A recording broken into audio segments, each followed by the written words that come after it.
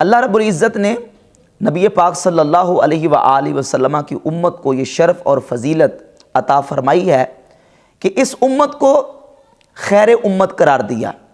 اور یہ امت وسط ہے، اور یہ سارا توسل اور وسیلہ نبی پاک صلی اللہ علیہ وسلم کی ذات اقدس کا ہے۔ اللہ رب العزت نے نبی پاک صلی اللہ علیہ وآلہ وسلم کو تمام انبیاء اور رسول اعظام علیہم الصلوۃ والتسلیمات سے زیادہ مرتبہ اور شان اور عزت عظمت عطا فرمائی، تو اللہ تعالیٰ نے حضور کی امت کو بھی ساری امتوں سے افضل اور خیر امت قرار دیا۔ تو سرکار دو عالم صلی اللہ علیہ وآلہ وسلم کی برکت اور حضور کے وسیلے کی وجہ سے قرآن مجید فرقان حمید میں اللہ رب العزت نے اس امت کی شان بیان کی ہے، کنتم خیر امت اخرجت للناس، کہ اے نبی کے کلمہ پڑھنے والوں، نبی کے غلاموں، تم بہترین امت ہو۔ یعنی اس امت کو، امت مسلمہ کو اللہ رب العزت نے بہترین اور خیر امت قرار دیا۔ اور سرکار دو عالم صلی اللہ علیہ وآلہ وسلم نے معراج کی رات جو بیت المقدس انبیاء علیہم الصلوۃ والتسلیمات کے سامنے خطبہ ارشاد فرمایا، اس خطبے میں بھی نبی کریم علیہ الصلوۃ والسلام نے اپنی امت کی فضیلت بیان کی۔ امام بہقی نے دلائل النبوہ میں وہ خطبہ بیان کیا، وَجَعَلَ أُمَّتِي خَيْرَ أُمَّةٍ۔ حضور نے انبیاء کے گروہ کے سامنے کہا کہ میری امت کو اللہ نے خیر امت بنایا، اخرجت للناس، جس کو لوگوں کے لیے نکالا گیا، وَجَعَلَ أُمَّتِي أُمَّةً وَسَطًا، اور اللہ نے میری امت کو امت وسط بنایا، وَجَعَلَ أُمَّتِي هُمُ الْأَوَّلُونَ وَهُمُ الْآخِرُونَ، اور اللہ نے میری امت کو اول بھی بنایا اور آخر بھی بنایا۔ یعنی آخر اس اعتبار سے کہ یہ امت سب سے آخر میں، اور اول اس اعتبار سے کہ یہ امت سب سے پہلے جنت میں داخل ہوگی۔ تو یہ بڑی فضیلت ہے اس امت کی۔ تو جس طرح اور فضائل اور برکات نبی پاک علیہ الصلوۃ والسلام کی وجہ سے اس امت کو حاصل ہیں، ایسے ہی ایک فضیلت آج کے اس ماحول کے مطابق میں بیان کرنا ضروری سمجھوں گا کہ جس ابتلا میں اس وقت پوری دنیا مبتلا ہے، وہ کرونا وائرس کا جو مرض اور وبا اور بیماری ہے۔ اس سلسلے میں یہ بات یاد رکھیں مسلمان مومن کہ اس حوالے سے بھی نبی پاک صلی اللہ علیہ وسلم کی تعلیمات حضور علیہ الصلوۃ والسلام کی امت کے لیے کتب احادیث میں موجود ہیں کہ اگر اس طرح کی بیماریاں، اس طرح کی وبائیں پھیل جائیں تو امت نے ایسے حالات میں کیا کرنا ہے۔ نبی پاک صلی اللہ تعالیٰ علیہ وسلم کی برکت سے اور حضور کی وجہ سے اللہ نے اس امت کو یہ شرف عطا کیا کہ ایک مصیبت جب دنیا میں اترتی ہے، وہ مصیبت اگر کافروں پر اترے تو اللہ کا عذاب بن کے، لیکن وہی مصیبت اگر ایمان والوں کے لیے ہو تو اللہ رب العزت اس مصیبت کو بھی ایمان والوں کے لیے رحمت بنا دیتا ہے۔ نبی پاک صلی اللہ علیہ وسلم نے ارشاد فرمایا، صحیح بخاری کی حدیث 3473 نمبر ہے، حضرت اسامہ بن زید رضی اللہ تعالیٰ عنہ فرماتے ہیں کہ سرکار دو عالم علیہ السلام نے طاعون کے بارے میں ارشاد فرمایا، الطاعون رجسن، طاعون کی بیماری یہ عذاب ہے، ارسل علی طائفۃ من بنی اسرائیل، کہ بنی اسرائیل کے ایک گروہ کی طرف اس کو بھیجا گیا، اس عذاب کو، یا تم سے پہلے جو قومیں تھیں ان کی طرف بھیجا گیا۔ فَإِذَا سَمِعْتُمْ بِهِ بِأَرْضٍ، جب تم اس طاعون کا کسی زمین میں سنو کہ یہ طاعون پھیل گیا ہے، فَلَا تَقْدَمُوا عَلَيْهِ، پس وہاں نہ جاؤ، وَإِذَا وَقَعَ بِأَرْضٍ، اور اگر ایسی جگہ پہ یہ طاعون واقع ہو جائے، وَأَنْتُمْ بِهَا، جہاں تم موجود ہو، فَلَا تَخْرُجُوا فِرَارًا مِنْهُ، تو وہاں سے بھاگتے ہوئے اس زمین سے نہ نکلو، یعنی بے صبری نہ کرو اور قدر و قضا کا نہ تو انکار کرو اور نہ ہی قدر و قضا سے بھاگو، بلکہ وہاں صبر کر کے اور اللہ رب العزت کی تقدیر پر ایمان رکھتے ہوئے وہاں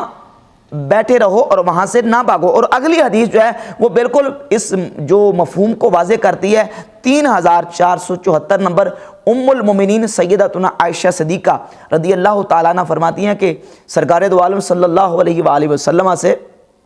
طاعون کے بارے میں پوچھا گیا تو آپ نے ارشاد فرمایا، عذاب، یہ طاعون اللہ کا عذاب ہے، یبعثہ اللہ علی من یشاء، اللہ جس پر چاہتا ہے اس کو بھیج دیتا ہے، وَأَنَّ اللَّهَ جَعَلَهُ رَحْمَةً لِّلْمُؤْمِنِينَ، بے شک اللہ نے اس طاعون کو ایمان والوں کے لیے رحمت بنا دی ہے عذاب اللہ کا، لیکن جب یہ کافروں پر آئے تو عذاب الہی ہے،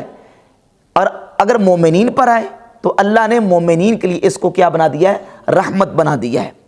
اور حضور علیہ الصلوۃ والسلام نے فرمایا لیس من احد یقع طاعون فیمکث فی بلدہ، اگر طاعون آ جائے اور مومن مسلمان اپنے اس شہر میں طاعون کی اس بیماری میں ٹھہرا رہے، کس حالت میں؟ صابرن محتسبن، صبر کرتے ہوئے اور ثواب کی امید رکھتے ہوئے، یعنی بے صبری نہ کرے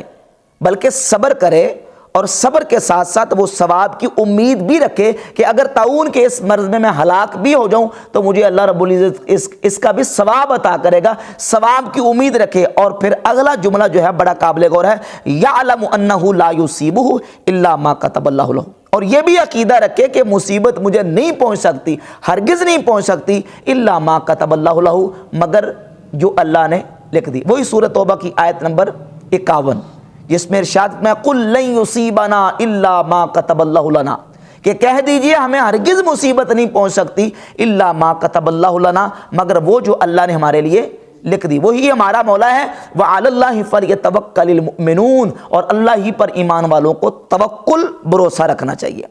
تو اب یہ یقین اور عقیدہ رکھے کہ مصیبت مجھے نہیں پہنچ سکتی مگر وہ جو اللہ نے لکھ دی ہے، صبر بھی کرے، ثواب کی امید بھی رکھے، اور عقیدہ بھی اپنا مضبوط اور محکم رکھے کہ مجھے کوئی مصیبت اور تکلیف نہیں پہنچ سکتی، وہی پہنچے گی جو اللہ نے میرے مقدر میں لکھ دی ہے۔ تو اب اس حالت میں بھی اگر اسے تکلیف پہنچ گئی اور وہ اس میں جو نا وہ فوت ہو گیا، الا کان لہ مثل اجر شہید، اللہ رب العزت اس مومن حضور کے امتی کو شہید کا اجر اور ثواب عطا فرمائے گا۔ تو یہ کس کی وجہ سے ہے؟ یہ اس وجہ سے ہے کہ ہم نبی پاک صلی اللہ علیہ وسلم کے امتی ہیں، حضور علیہ الصلوۃ والسلام کے کلمہ پڑھنے والے ہیں۔ تو حضور کے غلاموں اور حضور کے امتیوں اور مومنین اور مسلمین پر اللہ رب العزت کی یہ خاص عنایت اور نوازش ہے سرکار دو عالم صلی اللہ علیہ وسلم کی وجہ سے کہ ایک مصیبت دنیا میں آ رہی ہے، وہ کافروں کے لیے عذاب الہی ہے، لیکن مومنین کے لیے وہ کیا؟ اللہ کی رحمت ہے، اور اس میں اللہ رب العزت ایمان والوں کو شہید کا درجہ اور رتبہ اور ثواب عطا فرما رہا ہے۔ لیکن شرط یہ ہے کہ صبر کر کے اور ثواب کی امید رکھ کے،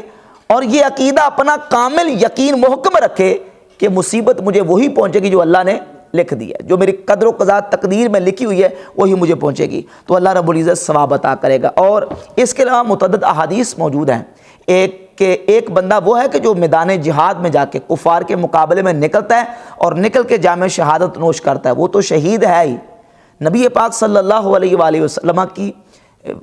یہ حضور کی برکت ہے کہ اللہ رب العزت نے حضور کے کلمہ پڑھنے والے، حضور کے غلاموں، حضور کے امتیوں کو یہ شان عطا کی ہے کہ ایک میدان جہاد میں جا کے شہید ہونے والا، اور ایک وہ ہے جو اپنے بستر پر گھر میں رہ کر فوت ہو رہا ہے لیکن اللہ تعالیٰ اس کو بھی شہید کا مرتبہ عطا فرما رہا ہے۔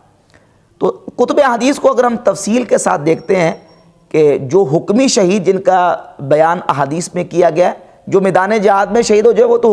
حقیقی شہید ہے، اور کچھ وہ بندے ہیں جن کو احادیث میں ایک بینیفٹ اور ایک اضافی طور پہ فضیلت اور اعزاز دیا گیا، ان کو حکمی شہید کہا جاتا ہے۔ حقیقی شہید کے اور حکمی شہید کے احکام جدا ہیں، الگ الگ ہیں، لیکن اللہ رب العزت جل شانہ ان کو بھی ثواب اور اجر شہید کا عطا فرمائے گا۔ وہ کون سے لوگ ہیں؟ متعدد لوگ احادیث میں ان کا ذکر موجود ہے۔ یہ سنن ابی داؤد کی حدیث نمبر 3111 ہے، اس میں 7 شہیدوں کا ذکر موجود ہے۔ سرکار دو عالم صلی اللہ علیہ وآلہ وسلم نے فرمایا جو اللہ کی راہ میں اپنی جان دے دے، اس کے علاوہ 7 میری امت کے وہ لوگ ہیں جو اللہ کی بارگاہ میں شہید کا رتبہ پائیں گے۔ ان میں سے ارشاد فرمایا کہ المطعون شہید،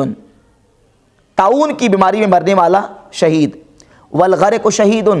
اور پانی میں غرق ہونے والا شہید، وصاحب ذات الجنب شہید، اور نمونیے کی بیماری لگ کے مرنے والا شہید، والمبتون شہید، اور پیٹ کی بیماری سے مرنے والا شہید، وصاحب الحریق شہید، اور آگ میں جلنے والا شہید، والذی یموت تحت الہدم شہید، اور وہ جو کسی چیز کے نیچے آ کے مرنے والا، دیوار کے نیچے کسی چیز کے نیچے آ کے مرنے والا شہید ہے، والمرأۃ تموت بجمع شہید، اور وہ عورت جو جس کے ہاں بچے کی ولادت ہو اور اسی حالت میں وہ عورت فوت ہو جائے تو عورت بھی کیا ہے؟ شہید ہے۔ تو یہ اعزازی طور پر ان کو سرکار دو عالم صلی اللہ علیہ وسلم کے امتی ہونے کی وجہ سے اللہ رب العزت نے یہ مرتبہ اور اعزاز عطا فرمایا ہے۔ تو